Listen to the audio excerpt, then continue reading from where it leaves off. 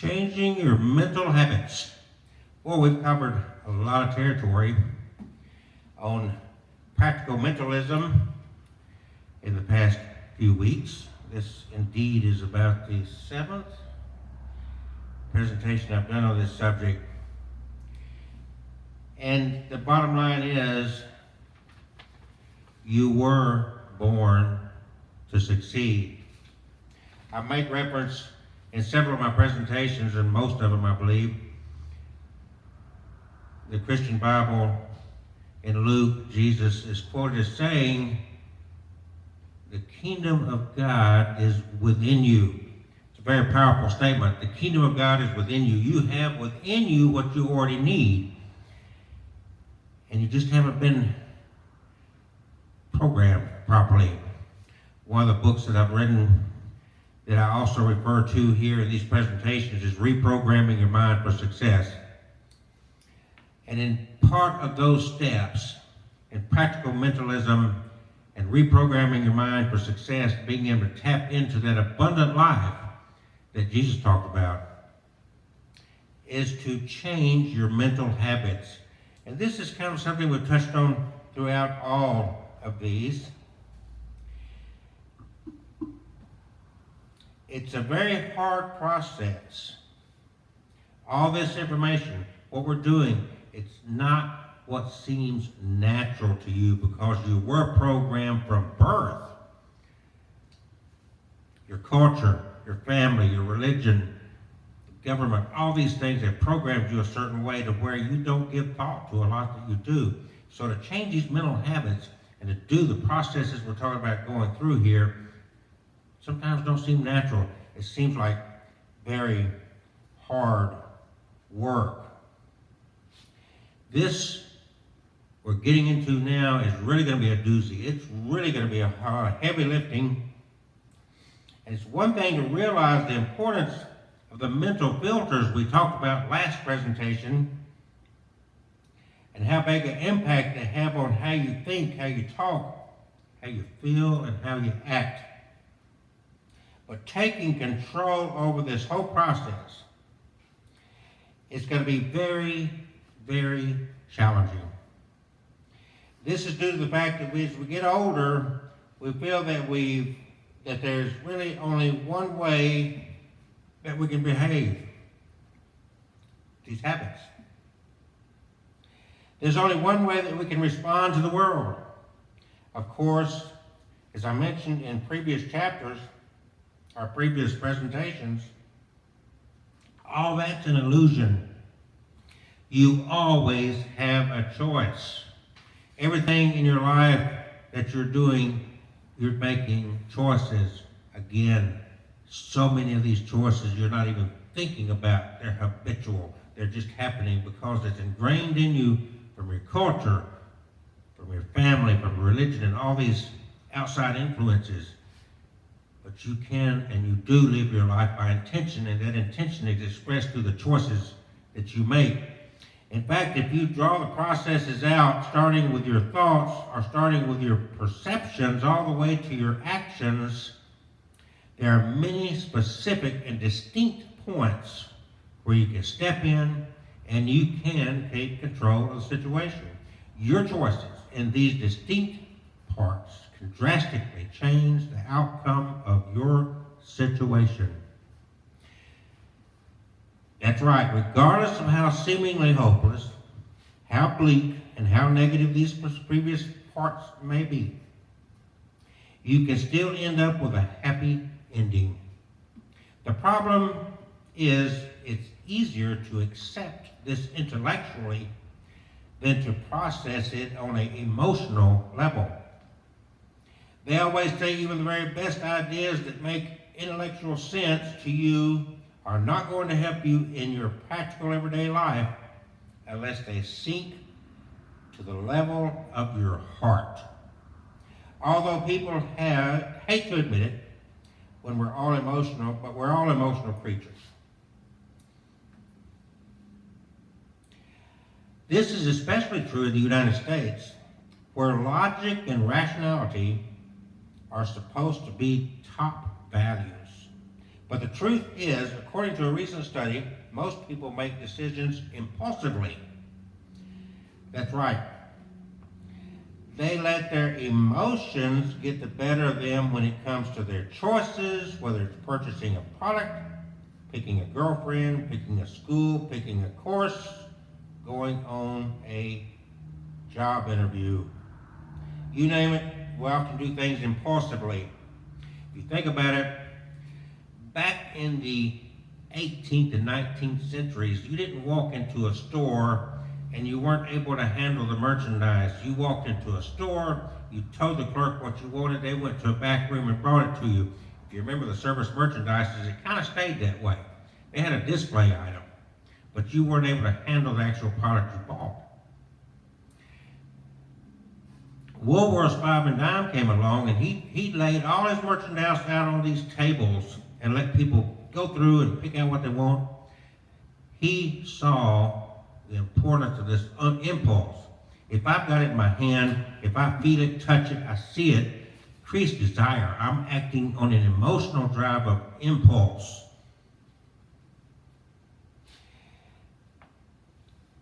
What's interesting about the study is that when people were asked to explain their choices, people gave all the participants time to study the subjects.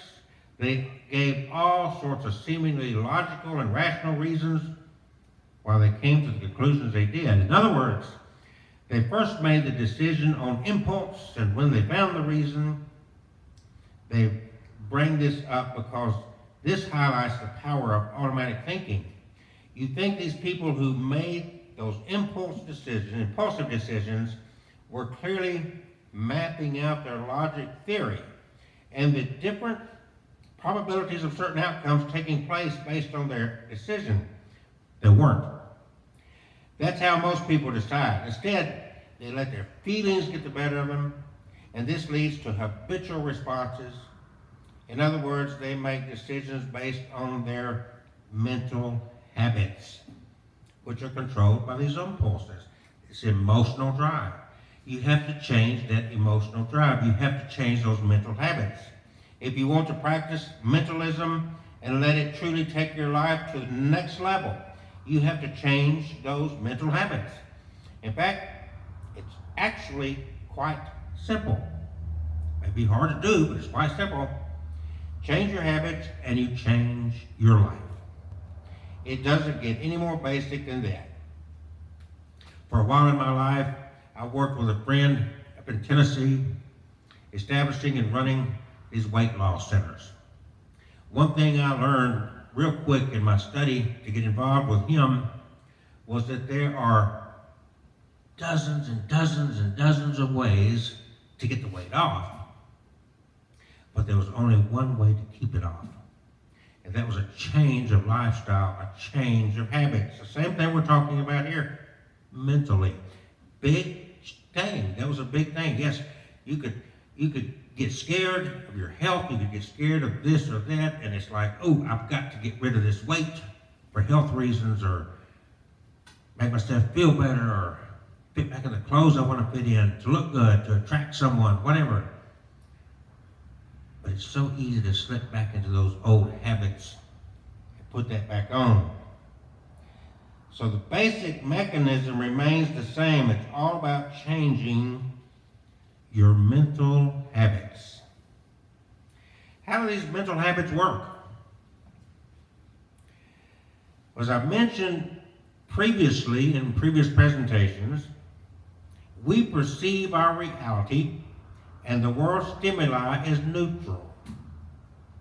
But the mental filters focus on only one set of data, and we interpret this data in a certain way. This leads to emotional states which trigger certain things we say, we feel, and we do. When we do certain things, we change the world. That is how our habits work. So when we have an habitual way of picking up certain things from the outside world, and this triggers a predictable chain of action, we can't help it. In fact, where you call people out on this one the first things they will tell you is they can't help but this is who I am. No, it isn't. It is not your identity. This is not hard-coded into you or in who you are. This is not hardwired into some intrinsic identity of you as a person, as a human being. It can be changed. This is, again, all a part of a series of choices, a life of intention. The fact that we choose to be with the fact that we choose to ignore these decision points doesn't make them go away. There are still choices. The fact that this process seems to go by so quickly, or even in an instant, shows you the power of mental habits. If you want to change your life, you have to change your mental habits. The first way you do this is to deconstruct how habits work. So, what is a habitual action? Don't get excited. Again, it's a predictable or almost automatic action. Now, don't get excited about that action. This actually means more than physical actions. It can also involve mental processes that incite emotional states. They're not just physical habits, but they're also mental habits. Now, that said, the habit process is broken down into 3 parts. There's the trigger, the habitual action, and the reward. For example, people who smoke. People who have a smoking habit are actually triggered to whip out a cancer stick, and when they smoke, they're actually seeking a reward. For example, a lot of smokers habitually light up after a heavy meal. The fact that they just had a meal acts as a trigger. And when they take the action of smoking cigarettes, the rush created by the nicotine in their bloodstream due to a blood vessel constriction, leads to a mental rush. Smokers interpret this mental rush as something positive. It is their reward. This physical reality brought about by hypertension is what they're shooting for. See how this works in it, and it plays out very quickly. The moment you had a big meal and you were a smoker, you had the insane urge to light up. How come? You detected the trigger at the back of your mind. You're thinking of that nice rush that you'll get after you smoke. It's a great after-meal experience. So you light up and you get the reward, and the more you repeat this, the more the reward is associated with the trigger. In fact, it becomes so associated that you don't even think about it. You just need to be aware of that trigger. The same applies to our thoughts. Our mental habits require thoughts or mental pictures, and when we take habitual action on these thoughts, which often takes the form of mental interpretation or emotional responses, we get that reward. The reward is always the same reward. It isn't an emotional state. For instance, if you remember an ex-boyfriend, ex-girlfriend who used to slap you around or beat you, the habitual mental action that many people would get is to say, I am so happy that that person is no longer in my life. And you get an emotional state of relief because you are with somebody else now. It doesn't occur to you that that exact same pattern might still be present in your current relationship. Instead, you just focus on the relief that this person whom you used to meet and who used to give you a black eye and treat you like garbage is out of your life. The reward is the sense of relief of moving on. This is how mental habits work. The key question is, do your mental habits work for you instead of against you? You have to ask this question if you want to change your mental habits. It's going to be very hard to get people to make important changes in their lives if we all focus on the what and the how. We also have to focus on the why. And the way to do this is to ask yourself, do my mental habits work for me? Do they improve my life? Do they enable me to live the kind of life I want for myself today? Do they make me happier or make me feel fulfilled, complete, and satisfied? If not, then we have to make our habits work for us. This is where you lose a lot of people, because it's easy to follow up on this point, but a lot of people simply do not believe it. If you truly believe that you can choose your thoughts, then it should be fairly straightforward.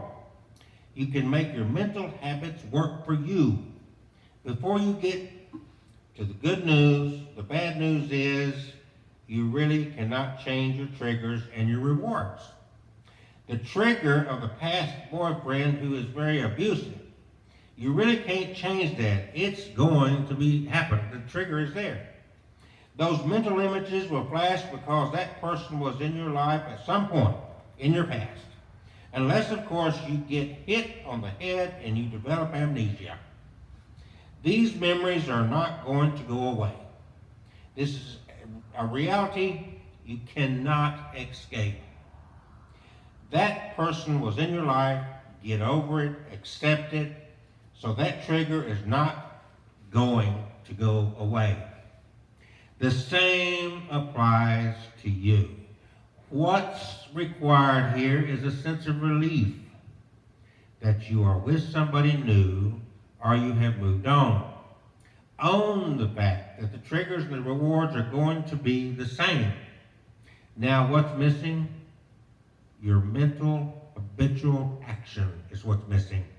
The point here is to come up with a different reaction to the mental trigger while claiming the same reward. Believe it or not, there are other ways you can get a nice buzz instead of smoking a cigarette. For example, your trigger is to wake up in the morning and your normal instinct may be to light up. Well, what if you swap lighting up with going for a walk? Or better yet, a nice jog around the block. You still get the same result, which is a nice buzz.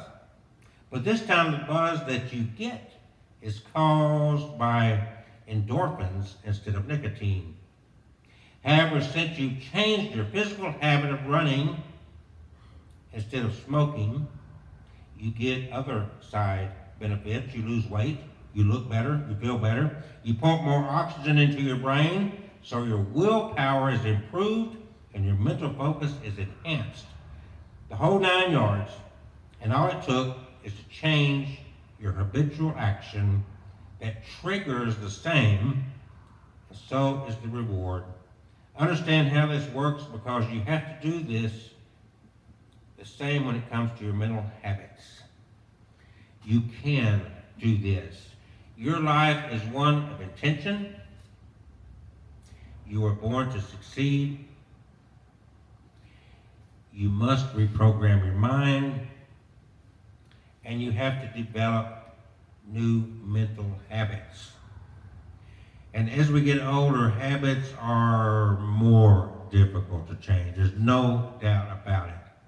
We come to accept these habits as just who we are. That's just me. So we fight less to make those changes. But you do have control. You just have to get the willpower. We're going to work together on this as we move on. So we've changed our mental habits, the importance of changing those mental habits. And next presentation, we're going to talk about changing our emotional response habits, certain kind of mental habits, the emotional response habits. And we touched on that. We talk about impulse buying, what prompts that. It's an emotional feel, an emotional something pops up. It is very hard in today's world. Social media something pops up and pulls you. There's ads. There's constantly a barrage of ads and things for sale that are attractive, pretty, and on and on. And so it's easy to get emotional responses and to do things that we're acting on that trigger, we're seeking this reward, but what we're doing is to our own detriment. And this is where we have to change it to truly have that abundant life. Unfortunately, we've created this mentality, this feeling within our culture in the 20th, 21st centuries in the Western world, where those triggers and those rewards, it's a constant, it's always fed, and we think that outside influence, outside forces are going to bring us that. The kingdom of God is within you. It's not these outside forces. It's not the iPad. It's not the cell phone. It's not this, that, and the other. It's all right here. When you can come to the conclusion and understanding that you're self-contained, you are affected. There's two things. You're affected by the peripheral, or you can affect the peripheral. How much you let the peripheral affect you, it's up to you. It's based on those choices. It's based on your intentions. It's based on your mental habits. Stay tuned. Got more coming. ILCCHURCH.org, abnormalchurch.org. Thank you for tuning in. This is Dr. Graham. I'll see you in a few days.